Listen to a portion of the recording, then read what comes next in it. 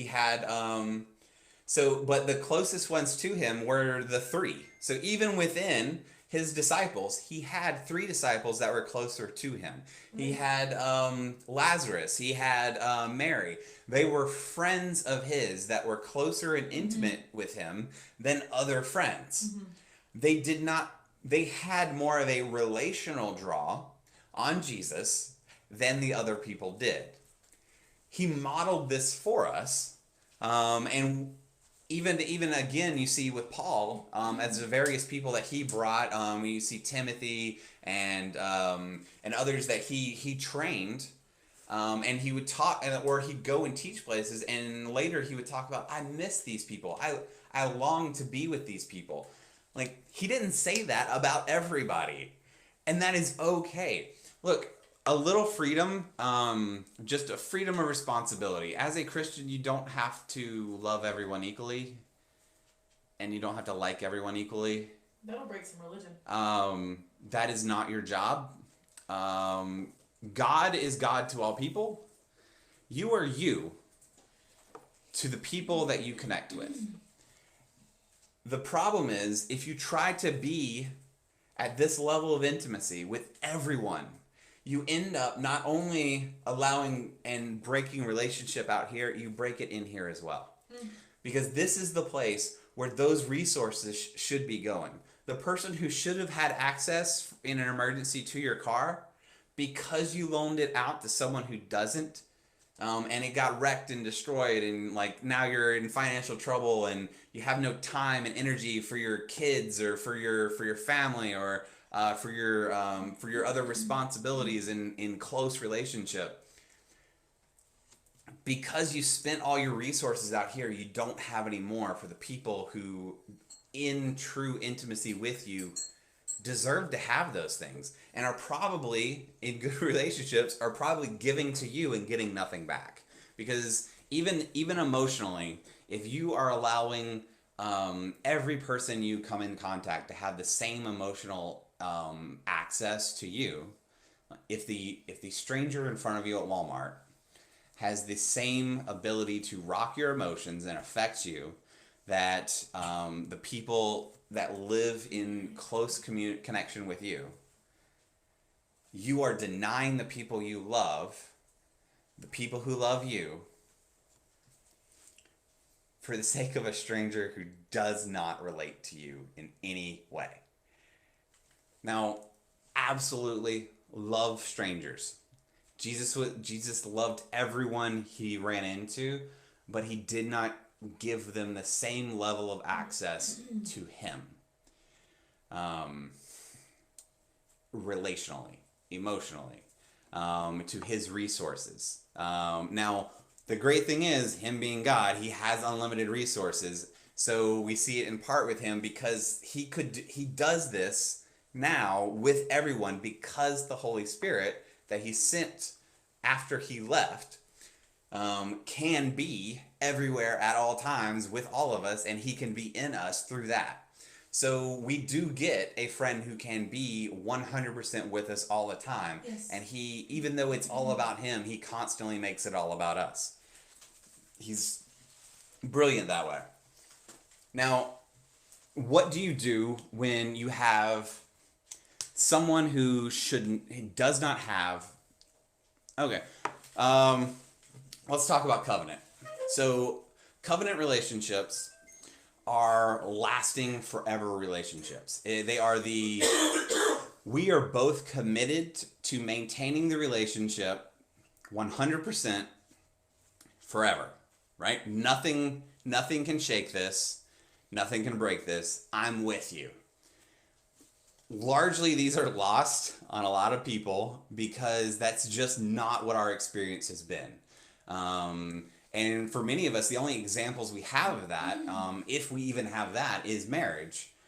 We have our parents or your marriage or whatever examples you have. That is typically the only example we have of covenant relationships in our normal society. But the reality is there was all kinds of covenants throughout Scripture and different for different purposes. With God, one of my favorite stories is when God's making the covenant with Abraham. One of the things they did to symbolize the covenant is they would cut all of the offerings in half, and they would join hand in hand and walk through the offerings together. And this was a binding covenant. Well, what God did and what he does in your relationship with him is he brings all of the sacrifice, right? Jesus is the sacrifice for all of the covenant. He is the pure and spotless lamb that is sufficient for everything. So he splits Jesus in two, right? And then he does what he did with Abraham. He puts you to sleep and he walks through the aisle alone, saying, I will uphold both ends of this covenant. Yes. So regardless of what happens, we're in this together because I can maintain both sides of this. But we also get examples of relationships between people. And with people, there are two sides to the covenant. And both sides need to be maintained. You have to recognize when people in your life don't have healthy boundaries. Because those people are going to expect you to not set boundaries with them. Yeah. And that is where oftentimes in learning these things, we want to avoid the awkward, direct communication. But that's easy mode. Like, don't make life more difficult than it needs to be. If you can simply talk to the person, look, this is a boundary that I need to have. Can you respect that boundary? Can you respect me in this place? So an example would be if you have somebody who talks to you a certain way. So there are a lot of people who are okay with joking around and just kind of just making fun in a playful way of each other. You might not be one of those people, and that is okay. That is not a fault of yours, right? But that does mean that it's going to be more difficult for you to maintain a relationship with somebody who comes in and makes fun of you. Because, well, one, you don't have to make fun of people to be in a relationship with them. That's lunacy, right? That's where it's broken, not you, right? So if somebody is poking fun at you and you don't like that, you don't have to feel like a child. You don't have to feel embarrassed or ashamed that you feel weak, but be strong and say, hey, I don't feel good in this relationship when you speak to me that way. I need you to speak to me with respect and not joke about this area of my life or make fun of me in this area or any of these things. And usually, if you take care of it in the small things and start establishing solid boundaries with people in things that will seem small and childish, they will start looking for your other boundaries on their own and respecting boundaries you didn't have to talk about. Now, unfortunately, not everything goes according to plan, and not everybody actually respects everything that you have to say. So there will be people who will stick with that example, who come and they're cursing and screaming and they're upset about something that has nothing to do with you, and they're cursing and screaming and they're yelling at you and about something that has nothing to do with you. At all times, you have the ability to walk away, right? So this person has no ability to yell at you. That is not okay. This person has no right to yell at you. That is not okay. This person has no right to yell and scream at you. That's not okay. And the same for this person and this person. Now, it may be harder to recognize because you are more caring, and it is harder to walk away in those moments. Because remember, in a covenant relationship, there is nothing that destroys the relationship. There are only things that have to be addressed, right? That have to be dealt with, because these boundaries if you cannot behave in a way that is respectful to me, then I need to lower the amount of access you have to influence me, to my emotions, and to my resources. Because if you can't respect me at the level of a person in here, then what I need to do is simply this. We push out, and then we define. So if you cannot speak to me in a way that is respectful enough of the relationship that I have given to you, right? Because it is a valuable thing for me to allow you to be in a relationship with me.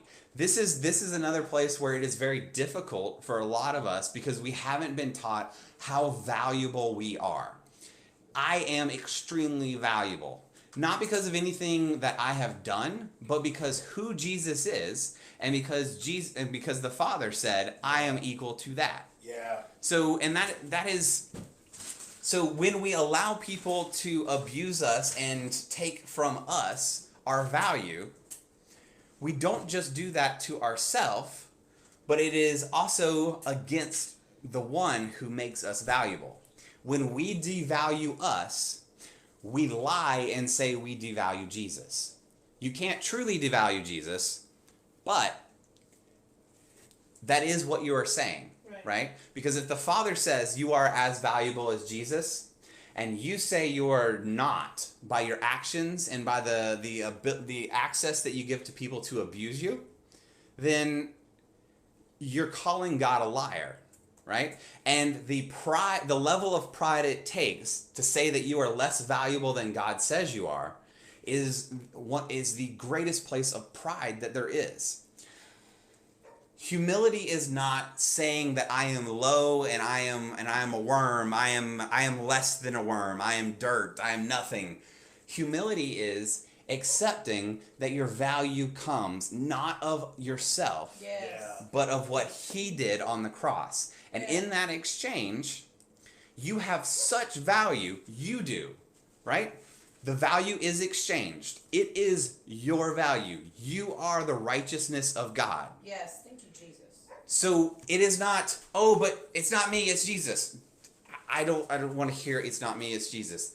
It's you because of Jesus. Yes. Wow. Jesus died for you. Yeah. It was a permanent death that He's so good He came back from to be with you.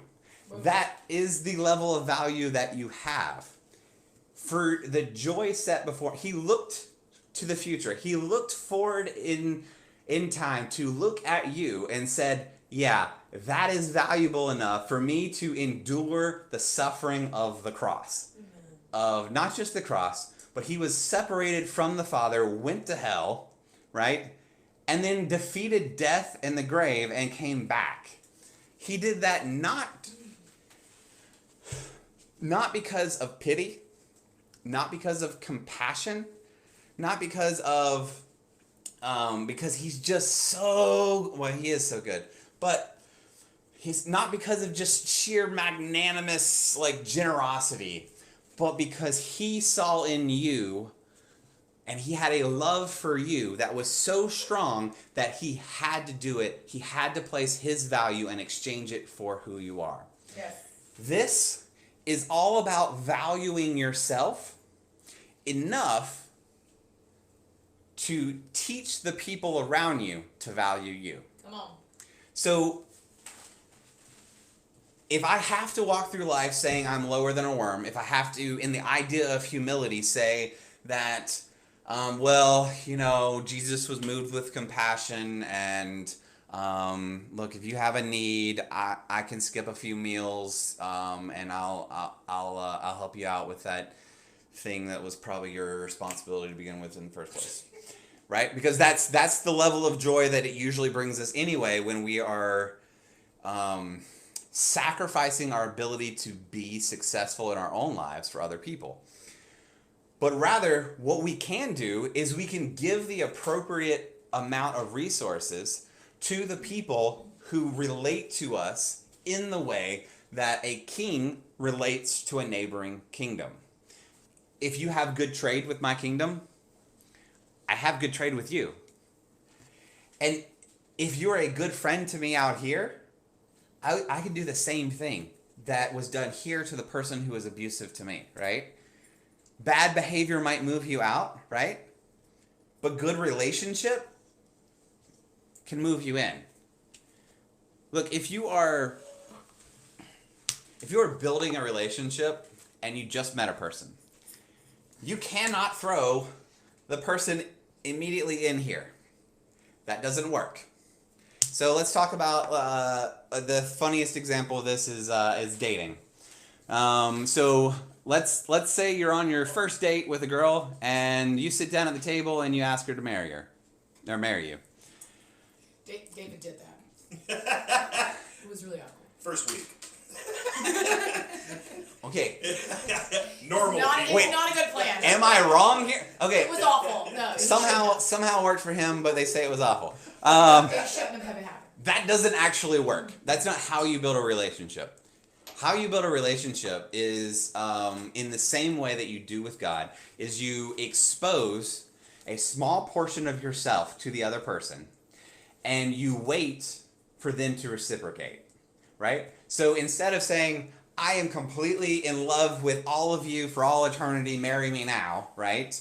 How about, my name is Philip, what's yours? And when you get, and this is how conversations work, right? You give a little, you take a little. You give a little, you take a little. And it's the same thing with relationships. So the person you don't know, the stranger who might be a little weird, who's outside of your boundaries, right? So you start with that first interaction, and you move them in when they reciprocate. When they say, yeah, okay, you open up a door for them, and they open up a door for you. Then you both get to become closer to each other. Now, all of the desire in the world cannot make somebody else open up to you. Yeah, that's good. And trying to force someone in past, if they're only willing to go in this far, trying to force them by giving them access in here, that is not building a relationship. That is not love. That is manipulation. Because what you're doing is you're saying, give me access into you, right? I want what you have, but I'm also not valuable enough, right, to maintain borders in my own kingdom. I need you to also be not valuable so that I can have access to you. So cut down the people around you so that you can get at them, right? The what is the poppy syndrome, right? One gets above the rest of the poppies, and you have to cut it down. That doesn't work in a relationship. It doesn't work in community, and we cannot allow it to maintain not just in our personal lives, but in our church, in our workplaces. We have to be able to see when somebody is seeing that person whose growth and has things that they want, and instead of inviting them into a relationship and waiting for them to be received, waiting for them to reciprocate the desire for a relationship, they're cutting them down until they are both lower than a worm, right? And they can both sit in the same dirt together. God wants you to be enthroned in kingdoms that have healthy borders, right? And that can relate and trade well with each other. Every part of you is valuable. Every part of you should have a price tag associated with it, appropriate to who you are. Now, what I mean by a price tag is covenant relationship, right? These people in here, they should be your forever, they should be your ride or die, your forever friends. These people you should know are going to be with you regardless of what happens. As you come out, the price tag gets a little lower because you're giving them less access. And that's okay too, right? But these people still have to treat you well, right? And these people, they have to be civil, right? Even these people out here, way outside of your borders, they shouldn't have any access to you, but there's still limits on what you should allow these people way out here off the board to actually speak into your life, flail their emotions at you, post about you on Facebook. You should have you should have limitations for what you're willing to accept about yourself for every single person. Not just the people who are in these weird middle areas, but especially for the people out here and the people who you've allowed to come into covenant with you. There's a lot of emotion with relationships, and the closer people get to you, especially if you haven't maintained boundaries well, we tend to do one or two things.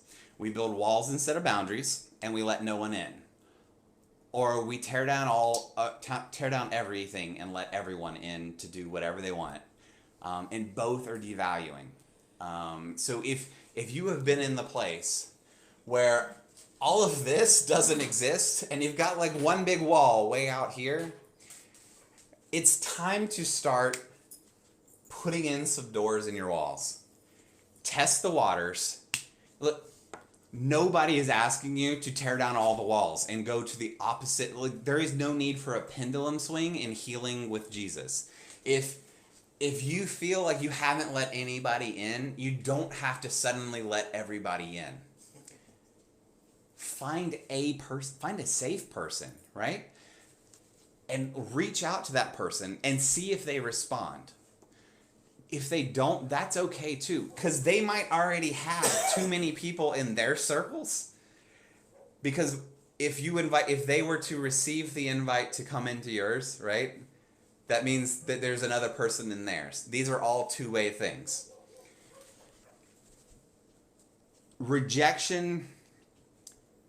So being rejected is a thing that happens. It's a part of life. Because now you might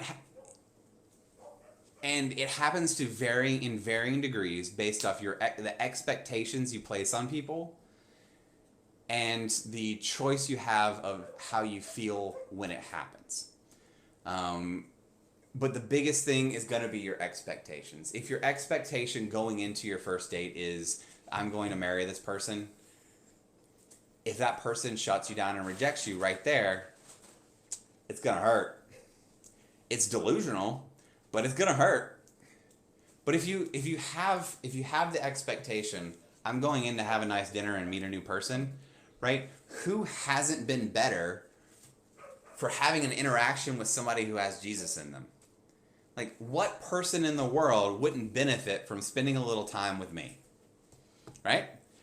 If you can get to the point where you can think that and say, and I am interested in having a relationship of whatever it may be with this person, then you can start inviting those people in, and there's no need to feel rejected, right? Because whether or not they can come into your boundaries and allow you into theirs, you are still the same value as Jesus. Because typically our expectations are based on lower than a worm, and that's why when we feel rejected, it cuts, or when we perceive rejection, it is because we weren't valuing ourselves in our expectations. We weren't valuing ourselves in our own thoughts, in our own minds, coming into the relationship to begin with. Yeah. Now there are rejections that happen. There are falling outs you have with people. Relationships change in nature. I mean, we could talk for days on this and give 1,000 examples. In every relationship, whether you need to talk to the person about it or not, but look, I encourage you to talk to all the people in here about your boundaries with them. There's no problem with that, right? It might seem a little weird because you haven't done it, but I mean, if you really value yourself and you value them enough to maintain them in here, they're going to value that conversation. Absolutely. Like, if you can catch the idea of how valuable you are discussing that you've allowed somebody else access into your kingdom will make them feel more valuable. You can't walk away from telling somebody they won the jackpot and not have them feel better, right? Now, don't say it like that. Don't tell somebody they won the jackpot. But speak realistically about your boundaries with people, especially if relationships are changing. One of the things we were talking about dating. Look, as that relationship grows, you have to have that conversation more, because that's one of the types of relationships that usually speeds past all of these boundaries, right? Because look, emotional commitment and physical intimacy, intimacy and physical intimacy have to be balanced by commitment to each other. That is the only way either of those things can be safe. Now, that is not just romantic emotional intimacy. That also applies to other relationships. Look, you have to have, like, if you want to be emotionally connected to your family members, you have to be committed to them. If you want to be emotionally committed to that friend you've had for a long time, right? Well, you got to commit. You have to be in covenant is what makes relationships safe. It's what makes it possible for us to have a relationship with the God of the universe, who is so much greater than anything we could possibly be. If he didn't uphold both sides of the covenant, we couldn't have a relationship with him. Right. If we didn't have covenant, if we didn't have assurance, look, other people's gods, look, the God of Islam, like, at best you're getting a maybe. Sorry, and that one's a pretty good maybe in comparison to the others, right? They're like, you do really good and you might measure up. You die for me and it's still maybe. But God gives a promise, an absolute promise, that in relationship with him, he will never abandon you.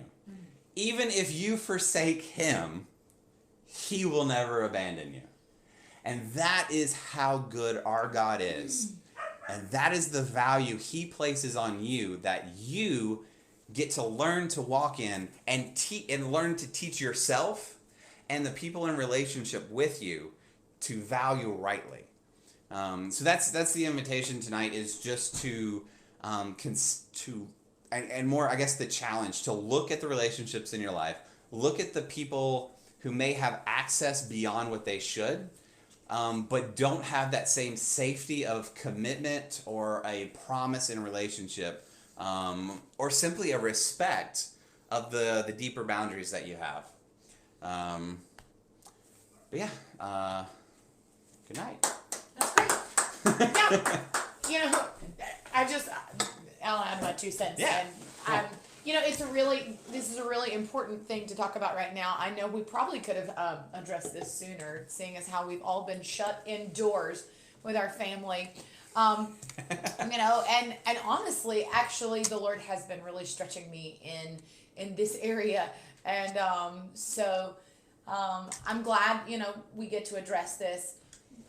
But I want to say that, there are opportunities you have tonight before you go to bed, or tomorrow morning, or the next day, for you to exercise some healthy, really good application of these principles of valuing yourself and valuing others that you're in relationship with, being able to identify where people are in your in relationship with you, where you stand in relationship with others, managing your expectations of people.